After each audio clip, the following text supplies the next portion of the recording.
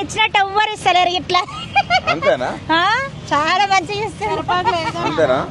తులం బంగారం వచ్చిందా? వచ్చింది, ఇస్తరే ఉండు.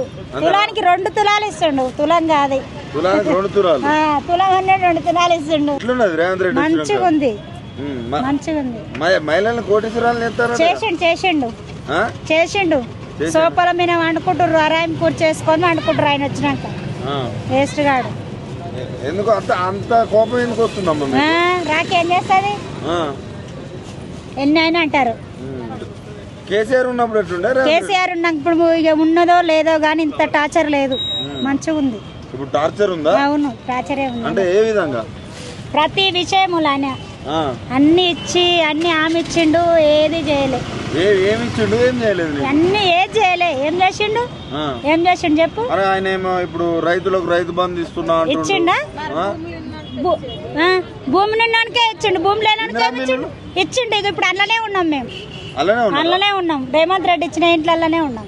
అంత తొందర మొన్ననే ప్రకటించి అప్పుడే సంవత్సరం అయిపోయింది, 6 నెలలనే చేసిండు కంప్యూటర్ తోటి. అంతేనా? కంప్యూటర్ ఇల్లు కట్టిరా? భలే ఇల్లు కట్టిరు, భలే కట్టిడు. మళ్ళీ గెలుతాడమ్మా? మంచిగా గెలుస్తాడు ఆయన. ఆయన గెలిచినట్టు ఎవ్వరు అసలు ఎన్నుకుంటారు, ఇట్లా ఓట్లు గిట్లా పడే ఆయనకు ఎన్నుకుంటారు. ఏది ఉండదు, మంచిగా ఉంటది. చాలా మంచోడు. భలే ఎటకారంగా మాట్లాడతారమ్మా మీరు. మరి అట్లే మాట్లాడతారు. మంచి పనులు చేస్తే ఎవడైనా మాట్లాడతాడు.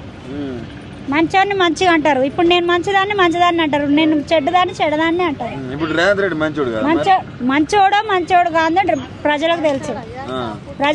నీకు నాకు తెలియదు. మీరు చెప్తేనే కదా తెలిసేది, మీరే కదా ప్రజలు. అరే ఒక్కరి నోట ఒక్కరు తీరుగా రాదు కదా. అందరు పింఛన్లు ఇస్తుండు. పింఛన్లు 4,000 ఇస్తుండు. మాకు 2,000 ఇచ్చిండు కేసీఆర్, ఇప్పుడు 4,000 ఇస్తుండు. 4,000 ఇస్తుండు. అని మొఖం గిట్లా ఏమన్నా ఉందేమో పేస్ చక్కగా పెట్టుకోమన్నారు. అని మొఖములా చెప్పు, వాడిని దొరికితే మస్తు కొట్టాలనిపిస్తుంది. ఎందుక చేసిన పనులను బట్టి. చేస్తుండు. పట్టు చీరలు ఇస్తాడంటే ఇప్పుడు ప్రతి మహిళకు 2 పట్టు చీరలు ఇస్తాడంటే. ఈయనేమో బెదులు పెట్టే చీరలు ఇచ్చినట్ట కేసీఆర్. ఈయన మంచి చీరలు ఇస్తాడంటే ఇయ్యలేదు. మరి ఇయ్యలేదు, అన్న బాడక ఇయ్యలేదు. ఓకే.